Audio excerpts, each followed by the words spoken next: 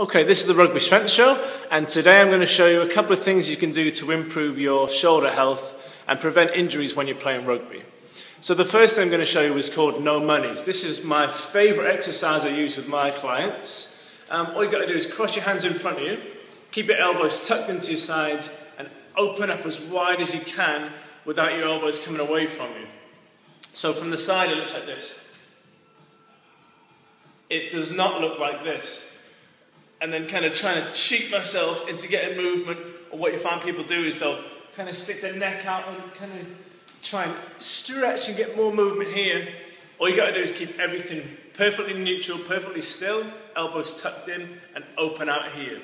What you find is when you first try these, if you've got really crappy shoulder mobility, is that you're going to get to about that far before you feel like your elbows have got to come away, or you're literally stopped by the immobile joint capsule itself. So all you got to do is do about 3 sets of 20 every day, out, and then really fight the end range, strengthen the external rotators, stretch the front of the shoulder. And sometimes when I wake up in the morning, I have really tight chest and neck from sleeping in a funny position. And I'll do these, and my SC joint, I kind of go pop, pop, back into position, my chest opens up, and I'm like, I feel so much better. So that's the first one, no monies. The second one is some soft tissue work, which I'll show you in this next video. This is how to correctly do soft tissue work on your chest.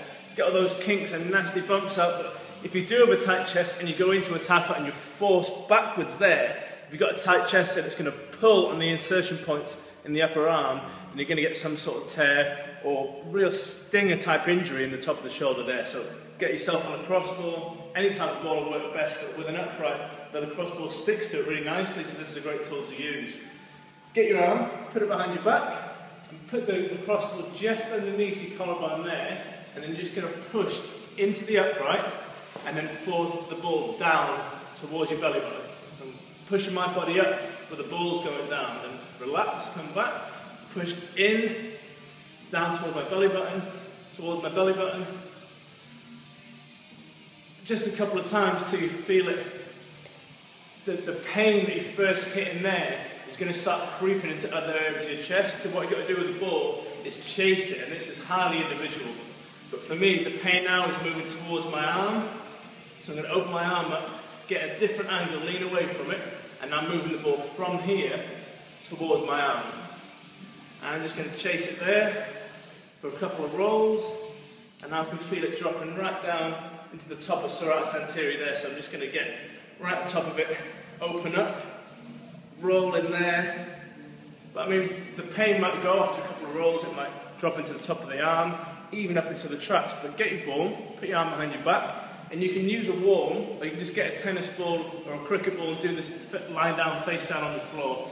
Either way, it's a really good way to get all those kinks out. So do that one next. Okay, the final thing we're going to do is work on thoracic extension. So flexibility in the middle of the spine, which is really important, because if you've got a rigid spine and you go into a tackle or any sort of contact and your spine can't absorb the force the way it's designed to, then that impact force is going to manifest itself in an injury in another part of your body. So the greatest way I found to get the middle of the spine moving is to grab a pipe or a foam roller and just lie on it with the pipe across the back of your shoulder blade. So that's where the thoracic spine is. Cross your arms over and then just dip back. Now we're trying to get the movement from the middle of the spine.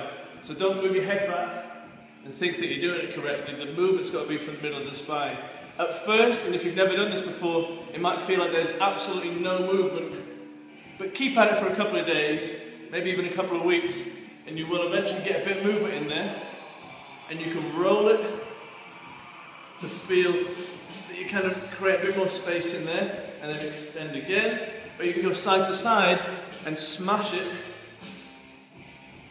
and then extend again. Okay, so that's the last thing I'm going to show you. So you've got 3 things there to work on your shoulder mobility.